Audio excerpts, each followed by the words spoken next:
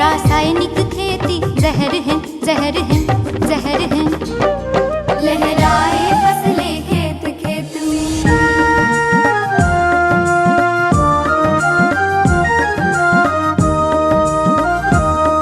हम करेंगे जैविक खेती जो पौधों को जीवन देती, सबको सात्विक अन्न मिले, स्वस्थ बने मन खिले खिले। नए युग के लिए नई खेती, यह शाश्वत यौगिक खेती।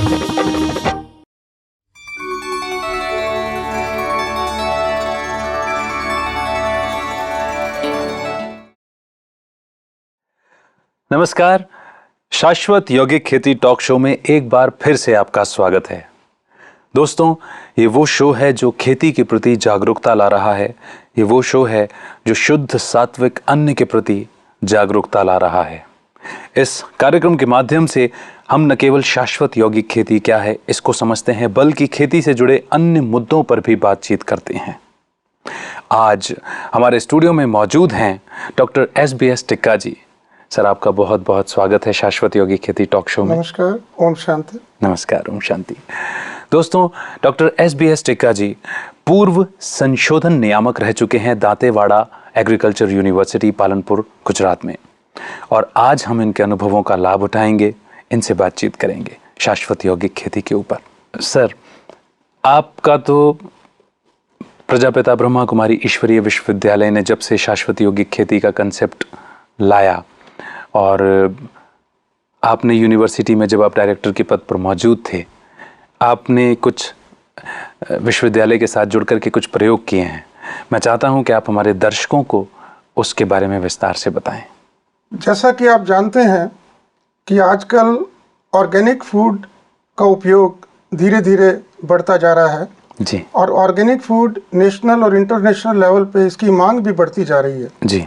ऑर्गेनिक फूड प्रोड्यूस करने के लिए हमें ऑर्गेनिक फूड मॉड्यूल्स हर फसल के लिए बनाने पड़ते हैं जी, क्योंकि ऑर्गेनिक फूड वही कहलाता है जो कि सर्टिफाइड ऑर्गेनिक फूड हो, और सर्टिफाइड भी इंटरनेशनल लेवल पर कई संस्थाएं उनको सर्टिफाई करती हैं। ओके। हमने एक ऑर्गेनिक सेल की रचना की थी जी, जो गुजरात के मुख्य फसलों पर जैसे कि गेहूं, मूंगफली, जीरा और अन्य फसलों पर ऑर्गेनिक मॉड्यूल बनाने में कार्यरत है। ओके। कुछ समय पहले, करीबन 3-4 साल पहले, प्रजापिता ब्रह्म कुमारी ईश्वरीय विश्वविद्यालय जो बनासकांठा में और महसाना में स्थित है, इनकी बहनें हमारे यहाँ आई और हमारे से उनकी एक मीटिंग थी। मीटिंग में उन्होंने कहा कि महाराष्ट्र के किसान शाश्वत यौगिक कृषि पर कार्यरत हैं, वो शाश्वत यौगिक कृषि कर रहे हैं जी, यानी कि योग के अभ्यास से वो लोग खेती कर रहे हैं और उन्हें काफ़ी सफलता मिली है। इसके साथ साथ गुजरात के कुछ किसान भाई, पर्टिकुलरली बनासकांठा के कुछ किसान भाई भी शाश्वत यौगिक कृषि कर रहे हैं। ओके। तो विचार विमर्श के बाद हमने तय किया कि आप उन किसान भाइयों को हमारे यहाँ लाइए, हाँ जी, और हम अपने यहाँ एक दिन का सेमिनार का आयोजन करेंगे जी, और एक दिन का सेमिनार किसान भाइयों का दांतेवाड़ा कृषि यूनिवर्सिटी में उसका आयोजन किया गया। नहीं, और ये सब आपके नेतृत्व में हो रहा हाँ था जी। उसके बाद हमें ये पता लगा कि किसान भाई लाभान्वित हो रहे हैं शाश्वत यौगिक कृषि से, जी। तो क्यों ना इसको एक साइंटिफिक फुटिंग पे लाया जाए। ओके। साइंटिफिक फुटिंग पे लाने के लिए सबसे ज़रूरी ये था कि हम प्रजापिता ब्रह्म कुमारी विश्वविद्यालय आबू और हमारी यूनिवर्सिटी दांतेवाड़ा कृषि यूनिवर्सिटी एक साथ बैठकर इस पे विचार विमर्श करें जी, और एक MOU का ड्राफ्ट तैयार किया गया। हाँ जी, बाद में हमारे कुलपति श्री ने मुझे यहाँ आबू भेजा कि आप आबू जाकर MOU तैयार जो किया है इस पे हाँ जी, दोनों पक्ष इस पे सिग्नेचर करें ताकि कार्य आगे चल सके जी। MOU साइन होने के बाद में हमने अपने वरिष्ठ वैज्ञानिकों की एक टीम बनाई जी, और हमारी टीम में, क्योंकि आप जानते हैं कि कृषि विज्ञान एक बहुत सिंपल सब्जेक्ट नहीं है जी, इसमें कई डिसिप्लिन इन्वॉल्व होते हैं। हाँ जी, तो हमने अपने एग्रोनॉमिस्ट, पैथोलॉजिस्ट, एंटोमोलॉजिस्ट बायोकेमिस्ट, जी माइक्रोबायोलॉजिस्ट ओके और फूड साइंस, जी जी इनसे रिलेटेड जो हमारे वरिष्ठ वैज्ञानिक थे जी उनको टीम में शामिल किया जी और उनके साथ फिर एक मीटिंग की गई प्रजापिता ब्रह्म कुमारी ईश्वरीय विश्वविद्यालय के बहनों के साथ में, जी और क्या हमें कार्य करना है उसकी रूपरेखा हमने तैयार की। ठीक रूपरेखा तैयार करने के बाद आप जानते हैं कि हम ऑलरेडी ऑर्गेनिक एग्रीकल्चर पे काम कर रहे थे, हाँ जी तो हमारा जो काम था वो हम गेहूं और मूंगफली, जो हमारे बनासकांठा की मुख्य फसलें हैं, हाँ गेहूं जी। मतलब रबी सीजन का और मूंगफली खरीफ सीजन का, सीजन की। इस पे हम कार्यरत कर रहे थे। और हमारे पास दो मॉड्यूल थे, एक ऑर्गेनिक मॉड्यूल और एक इनऑर्गेनिक मॉड्यूल, ओके क्योंकि हमें शाश्वत यौगिक खेती को बीच में लेना था। जी और आप ये अच्छी तरह जानते हैं कि शाश्वत यौगिक कृषि का जो बेस है, आधार जो है आधार जो है, ये आधार जो है ये ऑर्गेनिक जैविक एग्रीकल्चर खेती ही है। हाँ बिल्कुल जैविक आप खेती है शाश्वत यौगिक कृषि को इनऑर्गेनिक यानी कि रासायनिक खेती के साथ नहीं जोड़ सकते। बिल्कुल ठीक तो हमने एक तीसरा मॉड्यूल अपने एक्सपेरिमेंट में जोड़ा, जो था ऑर्गेनिक फार्मिंग यानी कि जैविक खेती, सजीव खेती प्लस शाश्वत यौगिक खेती, 3 मॉड्यूल्स में किया। जी और हमारे वरिष्ठ वैज्ञानिकों ने अनुसंधान शुरू की। जी तो जैसा कि आप जानते हैं कि सबसे पहली ज़रूरत खेती में बीज की होती है, हाँ जी तो हमने अपना काम बीज से शुरू किया। हाँ हमने कहा कि जो बीज है इसको आप किस तरीके से शाश्वत यौगिक कृषि में आप इस्तेमाल करेंगे। जी जी जी तो बहनों ने हमें बताया हाँ। कि हमें आप जो भी बीज बोना चाहें वो बीज हमें दीजिए, हम इस बीज के ऊपर मेडिटेशन करेंगे अपने सेंटर पे ले जाके, जी और उसके बाद ये बीज आपको हम वापस देंगे ओके बुआई के लिए। जी जी तो मूंगफली का बीज हमारी जो किस्म थी गुजरात ग्राउंडनट 2, हाँ जी उसका बीज हमने इनको दिया। ओके 15 दिन तक उस बीज पे इन्होंने अपने मेडिटेशन सेंटर पे मेडिटेशन किया, वो बीज हमें वापस दिया और उस बीज का उपयोग हमने मॉड्यूल 3 में यानी कि ऑर्गेनिक जैविक प्लस यौगिक जो उसमें किया। जी जब इसकी हमने बुआई की तो ब्रह्म कुमारी बहनें हमारे यहाँ आई और उस समय उन्होंने, जिसे ये परमात्मा का फ्लैग झंडा कहते हैं, हाँ परमात्मा उनको झंडा। लगा के हाँ। और उनकी प्रेजेंस में मेडिटेशन करते हुए खेत में जो तीसरा मॉड्यूल था हाँ उसमें हमने बुआई की गई। बुआई की। बुआई के बाद में हमारे सभी वैज्ञानिक उस जो एक्सपेरिमेंट था उसके साथ जुड़े रहे जी जी जी और जो भी हमें ऑब्जर्वेशंस लेनी थी, हाँ जो जी। एक नॉर्मल ऑब्जर्वेशंस होती जी। हैं कि पौधे कैसे बढ़ रहे हैं, हाँ उनमें स्फुरन, बीज का स्फुरन कैसे हुआ, जर्मिनेशन परसेंटेज क्या था, जी ग्रोथ क्या है, जो हम नॉर्मल ऑर्गेनिक और इनऑर्गेनिक में लेते हैं, जी वो सभी के सभी ऑब्जर्वेशंस हमने इन तीनों मॉड्यूल्स में लिए जी और एक्सपेरिमेंट्स पूरा होने के बाद उसका हमने स्टैटिस्टिकल एनालिसिस किया। जी जी इस दौरान जब ये फसल उग रही थी, हम अपनी ब्रह्म कुमारी बहनों को हमेशा ये कहते थे कि मेडिटेशन जो करना है हाँ जी। फसल के अंदर, वो हमारे जो वैज्ञानिक हैं हाँ। उनके बस की बात नहीं है। जी तो हमने उनसे रिक्वेस्ट किया कि आप हफ्ते में, जी। सप्ताह के एक दिन आके फसल के अंदर जो भी आपको मेडिटेशन करना है आप आइए और यहाँ कीजिए। उसके लिए जो आपको फैसिलिटीज़ हैं आपके सेंटर से आपको यहाँ लाया जाएगा, जी। आप यहाँ मेडिटेशन करिए। और ये लगातार हर सप्ताह होता रहा जी। और फसल कटने के बाद जितने भी हमने ऑब्जर्वेशंस लेने थे, हाँ जी। वो ऑब्जर्वेशंस लेके जी। उसका हमने स्टैटिस्टिकल एनालिसिस किया। जी जी जी जो डिफरेंस था ऑर्गेनिक मॉड्यूल में और इनऑर्गेनिक यानी कि रासायनिक मॉड्यूल में, वो ये था कि हमें रासायनिक वाला जो मॉड्यूल था उसमें हमें उत्पादन ज़्यादा मिला। जी। लेकिन जो ऑर्गेनिक मॉड्यूल था और हमारा जो तीसरा ऑर्गेनिक प्लस यौगिक इनमें कोई अधिक अंतर नहीं था पहले साल। जी फिर दूसरे साल हमने वही एक्सपेरिमेंट उसी प्लॉट में, क्योंकि आप जानते हैं कि ये जो है एक फिक्स प्लॉट एक्सपेरिमेंट होता है। जी बिल्कुल ठीक है। जहाँ रासायनिक है उस प्लॉट में रासायनिक ही किया जाता है, जो ऑर्गेनिक है वहाँ उसमें organic ऑर्गेनिक ही किया होगा। जाता है। और जो ऑर्गेनिक प्लस ऑर्गेनिक यौगिक प्लस यौगिक है उसमें ऑर्गेनिक प्लस यौगिक किया यौगिक ही जाता किया है। गया। एक बात मैं पूछना चाहूँगा, जैसे पहले साल आपने कहा कि ऑर्गेनिक और ऑर्गेनिक प्लस यौगिक में आपको कोई बहुत ज़्यादा डिफरेंस नहीं मिला, तो कुछ निराशा के भाव या कुछ विचार आए हों? हमारे कुछ वैज्ञानिक भाइयों में ये था हाँ। कि हम जो ये कर रहे हैं इसमें हमें मिलने की उम्मीद कम है। अच्छा जी। लेकिन मैंने उनको ये कहा जी। कि कभी भी सिर्फ 1 साल के परिणाम से जी हमें निराश नहीं होना चाहिए। जी जी जी हमें इसको कम से कम 3 साल तो कम से कम हमें इसको आगे लेना चाहिए। बिल्कुल, बिल्कुल, परिणाम बिल्कुल, देखेंगे, बिल्कुल। उसके बाद में किस तरीके से आगे बढ़ना है उस पर विचार किया जाए। नहीं, यहाँ पर मैं आपकी सोच को मैं सलाम करना चाहूँगा, क्योंकि किसी भी एक प्रयोग को जब हम करने जाते हैं तो वाकई में थोड़े से धैर्य की आवश्यकता ज़रूर होती है। व्यापार में भी कहा जाता है कि पहले साल में तो आपको रिटर्न मिलना नहीं शुरू हो जाता, आपको कम से कम 3 साल लगन के साथ मेहनत करनी पड़ती है। और यहाँ कृषि है, तो फिर आगे के अगले 2 सालों में क्या हुआ ये उसके बाद मूंगफली के बाद जो हमारी दूसरी फसल थी वो गेहूं की थी जी। और जैसे कि मैंने आपको पहले बताया है कि हमने ना तो हाइब्रिड सीड का ना जेनेटिकली मॉडिफाइड सीड का उपयोग किया। तो गेहूं में भी हमारी जो सबसे अच्छी प्रचलित किस्म है GW 496। हाँ जी। GW मतलब गुजरात गेहूं जी। 496। हाँ। उसका उपयोग किया जी। और उसका बीज भी हमने मेडिटेशन हेतु जी ब्रह्म कुमारी सेंटर पर दिया। हमने दिया। उन्होंने उस पर मेडिटेशन किया, वो बीज उन्होंने वापस हमें दिया। और जिस तरीके से पहले साल हमने पहली फसल के लिए हमने जो कुछ किया था वही चीज़ हमने गेहूं के लिए रिपीट की जी। ब्रह्म कुमारी बहनों के साथ में मिल के बुआई की गई। उसके बाद जो भी हमें अवलोकन लेने थे, हाँ जी, पीरियोडिकल अवलोकन लेने थे, वो हमारे वैज्ञानिकों ने लिए जी।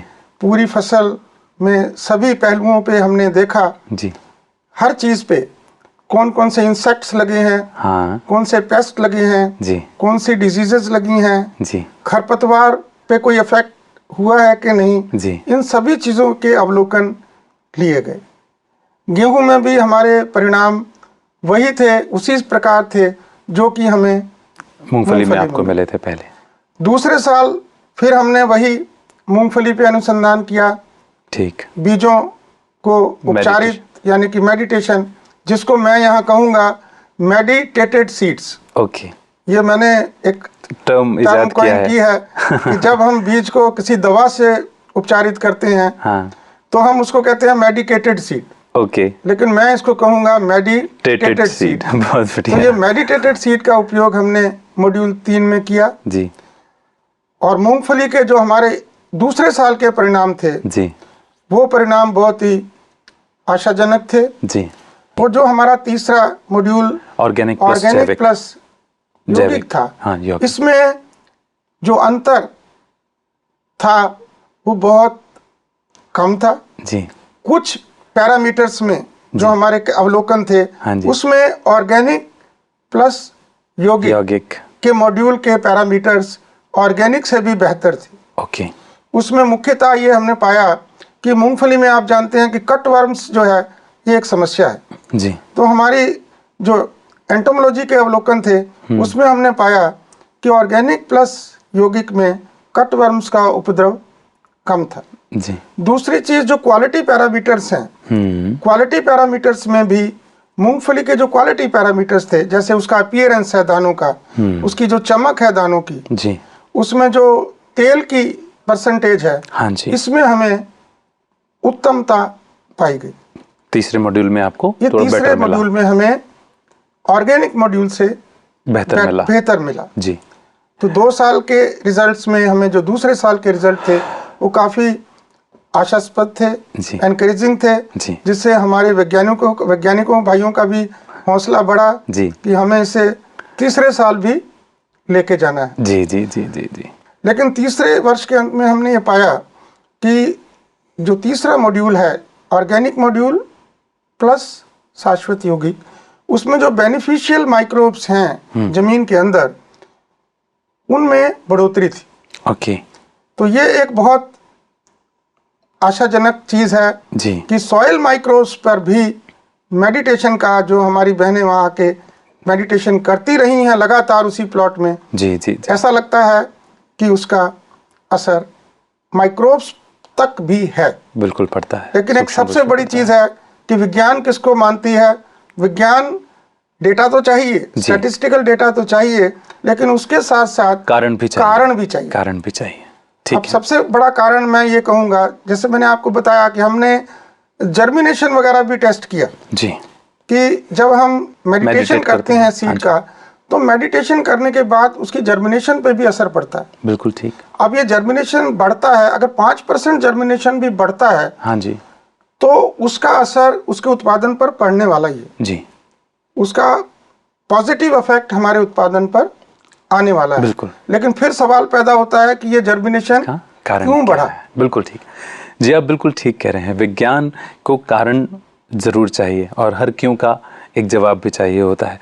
पर दोस्तों, एक ये बहुत अच्छी बात है कि डॉक्टर SBS टिक्का जी के निर्देशन में जो प्रयोग हुए, जो MOU साइन हुआ और 3 प्लॉटिंग पर जब अलग अलग फसल उन्होंने प्रयोग करना शुरू किए, चाहे वो ऑर्गेनिक था, एक इनऑर्गेनिक था और एक ऑर्गेनिक प्लस यौगिक का था, उसमें जो कंपैरेटिव रिजल्ट्स आ रहे थे वो हर साल ऑर्गेनिक प्लस यौगिक के बढ़ते हुए उन्होंने पाए। और ये मैं समझता हूँ कि ये सर का विश्वास था कि पहले साल में वो निराश नहीं हुए, धैर्य के साथ में उन्होंने ऑर्गेनिक प्लस यौगिक के प्रयोगों को जारी रखा और एनालिटिकल डाटा को वो नोट करते रहे। हर प्रकार से स्टडीज़ होती रहीं, जैसा कि उन्होंने बताया कि साइंटिस्ट्स की टीम थी और इधर से ब्रह्मा कुमारी बहनें जो हैं वो जाकर के प्लॉट पर योग का प्रयोग करती रही थीं। सर, मैं आपसे एक बात जानना चाहूँगा कि आपने ये पाया कि यौगिक खेती प्लस ऑर्गेनिक खेती ही आधार है यौगिक खेती का ही, और इसमें जब हम योग की मेडिटेशन दे रहे हैं तो फसल भी बेटर हो रही है, जर्मिनेशन भी बेटर हो रहा है और फसल का उत्पाद भी बेहतर हो रहा है, और माइक्रोबायोलॉजिकल जब स्टडीज़ हुई तो उतना सूक्ष्म असर भी मेडिटेशन का पड़ रहा है। यानी कि कहीं ना कहीं ये खेती असर कारक तो है। हम सब जानते हैं कि खेती में समय प्रति समय बदलाव आए हैं, प्राकृतिक खेती हो, सेंद्रिय खेती हो, रासायनिक खेती हो, और जब बहुत ज़्यादा रसायनों का प्रयोग कर लिया तब ऑर्गेनिक खेती हमने करना शुरू की, जिसके बारे में शुरू में ही टिक्का सर ने हमें बताया। और अब जो समय की ज़रूरत आन पड़ी है वो कहीं ना कहीं भोजन में शुद्धता, सात्विकता या पौष्टिकता लाने के लिए एक नया मॉड्यूल जिस पर आप भी स्टडी कर चुके हैं वो शाश्वत यौगिक खेती है। मुझे बड़ी खुशी है और मुझे बहुत ज़्यादा हर्ष है कि आपको ये विश्वास था कि कहीं ना कहीं बेटर रिजल्ट्स आएंगे। अब जब बात आती है साइंस की, तो आपका भी जो कंसर्न है कि साइंस जो है वो हर क्यों का जवाब चाहता है, हर कारण का जवाब चाहता है, तो आपका इसमें अब क्या सुझाव होगा सर कि क्या ऐसा किया जाए, क्या ऐसा उपाय निकाला जाए जिससे साइंटिफिक बेसिस पर भी, हालांकि एनालिटिकल डाटा जो हो रहा है, जो स्टैटिस्टिकल डाटा जो आपने निकाला वो भी कहीं ना कहीं साइंस बेस्ड ही है, रिसर्च बेस्ड ही है, अब क्या किया जा सकता है इसमें? इस बारे में मैं सोचता हूँ कि आज के विज्ञान में ऐसे गैजेट्स बन रहे हैं जी, जो किसी भी वस्तु का एनर्जी लेवल माप सकता है जी, तो हमें ऐसे गैजेट्स की ज़रूरत है कि जब हम सीड को मेडिटेट करें तो meditated seed and normal seed, इन दोनों बीज के अंदर एनर्जी लेवल क्या है, जी, ये एनर्जी लेवल स्पेसिफिक गैजेट से नापा जाए जी, और तब हमें ये अच्छा विश्वास होगा कि ये एनर्जी लेवल जो मेडिटेटेड सीड में अधिक है वो हाई जर्मिनेशन के लिए रिस्पॉन्सिबल है। जी, जी, जी, पिछले कुछ दिनों में इटली से कुछ वैज्ञानिक हमारे यहाँ आए थे जी, और उन्होंने पालनपुर सेंटर का भी विज़िट किया, उनके साथ मेरी भी चर्चा हुई, वो यहाँ आबू भी आए, तो अब हम उनके साथ इस दिशा में ज्वाइन होना चाहते हैं जी, जी, कि वो हमारे साथ जुड़ें और एनर्जी लेवल जो बढ़ रहा है जी, उसको अच्छी तरीके से हम नोट कर सकें, उस पर अच्छी तरीके से अनुसंधान कर सकें, उसको मेजर कर उसको सकें, measure कर क्योंकि जब उसको मेजर करेंगे तो साइंस के पास वो जवाब मिल होगा कि भाई क्या कारण है, किस कारण से ये चेंजेस आते हैं, जर्मिनेशन पावर बढ़ती है या पौधों में जो है प्रतिरोधक क्षमता बढ़ जाती है। तो ये तो बहुत अच्छी बात है।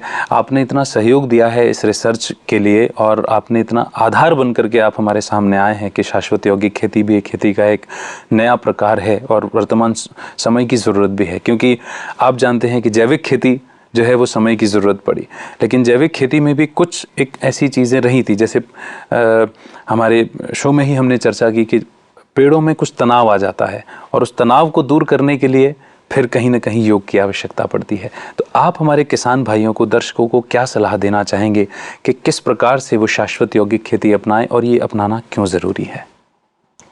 देखिए, मैं इस बारे में कहना चाहूँगा कि ज़्यादा से ज़्यादा किसान भाई इस मूवमेंट में जुड़ रहे हैं। जी।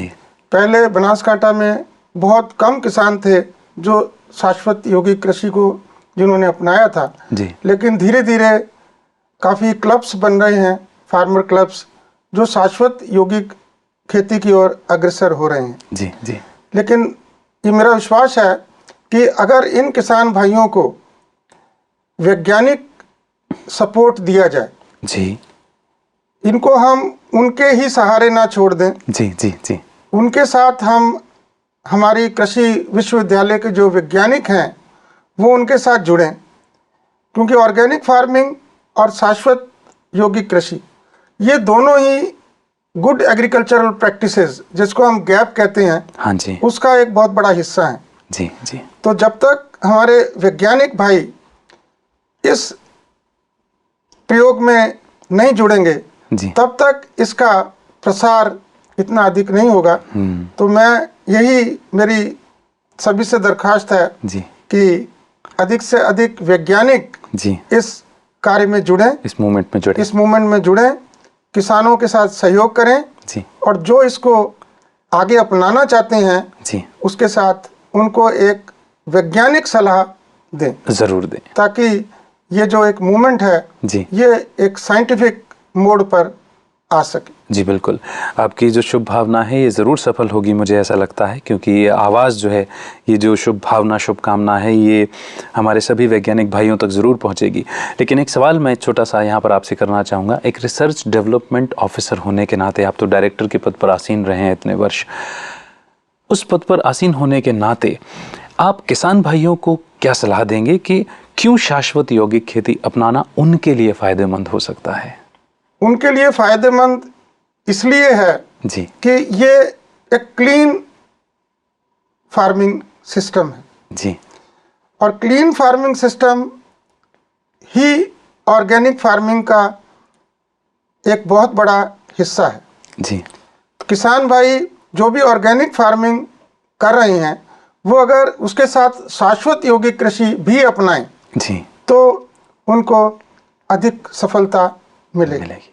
दूसरा, मैं ये कहना चाहूँगा कि इस मूवमेंट के लिए काफ़ी सेमिनार्स, कॉन्फ्रेंसेस की ज़रूरत है जी और कृषि विश्वविद्यालय ये काम कर सकते हैं। जी, इस दिशा में काफ़ी सेमिनार्स होने चाहिए, कॉन्फ्रेंसेस होने चाहिए, हाँ जी, ताकि अधिक से अधिक वैज्ञानिकों का जो अभिप्राय है वो मिल सके जी और जो आज की मांग है कि हमें शाश्वत यौगिक कृषि की ओर अग्रसर होना है, वो तभी पूर्ण होगा जब अधिक से अधिक वैज्ञानिक किसान भाइयों से जुड़ेंगे और अधिक से अधिक वैज्ञानिक ब्रह्म कुमारी ईश्वरीय विश्वविद्यालय के साथ जुड़ेंगे। जी जी जी जी, बहुत बहुत धन्यवाद आपका, आपकी सहृदयता, आपका सहयोग और आपकी सहकारिता से शाश्वत यौगिक खेती को एक आधार मिला है, एक बल मिला है, उन प्रयोगों से एक बल मिला है।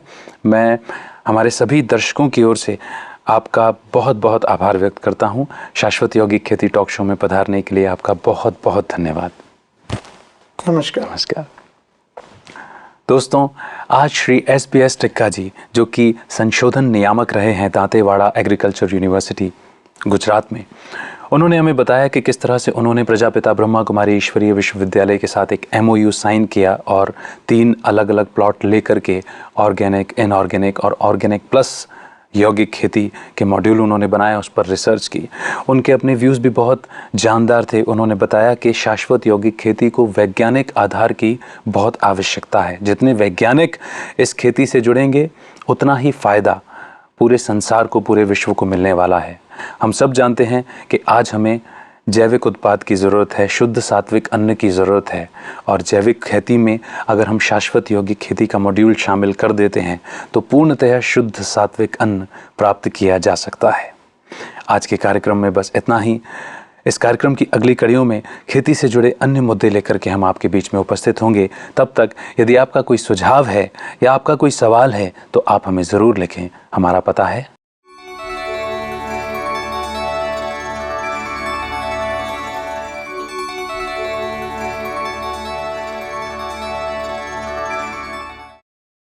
आपसे होगी अगले कार्यक्रम में मुलाकात। तब तक रखिए अपना बेहतर ख्याल। नमस्कार।